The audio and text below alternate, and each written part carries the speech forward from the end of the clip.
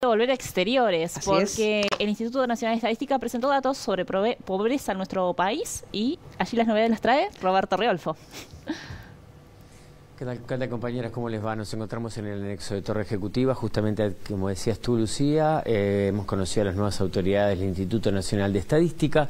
Me refiero a su director, Marcelo Bisogno, una persona que ha estado vinculada al Banco Mundial, también a la CEPAL, pero que bueno, recae aquí en nuestro país después de 36 años viviendo en Washington, estando al frente del Instituto Nacional de Estadística. ¿Qué quiero decir con esto? Bueno, nos presentaron las cifras, sí, de pobreza e indigencia, pero él dijo que bueno, se arrobaba el tema de que poder hablar con propiedad de cómo se ve a nuestro país en el exterior, en cuanto a que es creíble, en cuanto a que es un país desarrollado, es sofisticado, decía, y por eso se ha tenido que cambiar la evaluación de la pobreza y la indigencia aquí en nuestro país. Se usaba una metodología hasta el año 2006, a partir del 2017 se usa otra distinta, cambia sobre todo la composición de la canasta que se utiliza y también, como les decía, la metodología para cuantificar quiénes están bajo la línea de pobreza e indigencia y quienes no. Vamos a compartir lo que él decía justamente a propósito, lo escuchamos. Los elementos más sofisticados, generalmente los no alimentarios, pesan más. Por ejemplo, telecomunicaciones o automóviles, o el gasto no en la compra del automóvil, sino en el mantenimiento. En el umbral que determina, o sea, cuando hablamos del estrato de referencia estamos hablando del 20% de la población que está un poquitito por encima de la línea de pobreza. A eso se les analiza el consumo.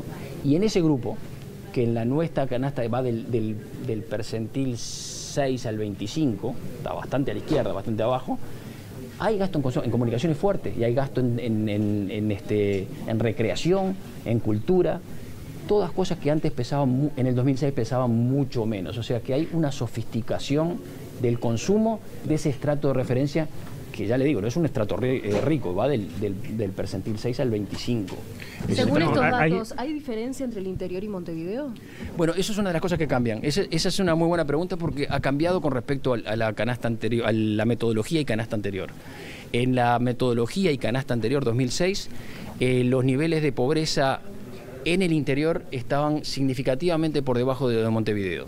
En la nueva metodología y canasta, en la 2017, son muy parecidos.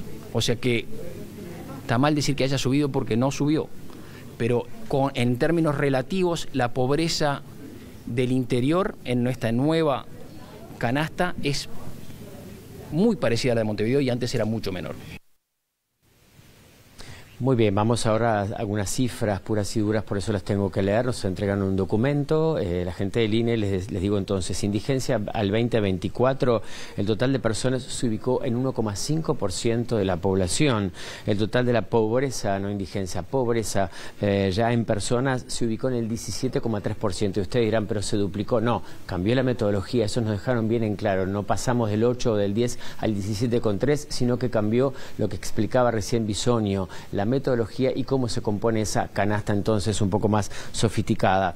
Lo que preguntaba la colega, ¿qué pasa en Montevideo y qué pasa en el interior? Bueno, la pobreza está más pareja, pero se sigue diferenciando en los departamentos del interior.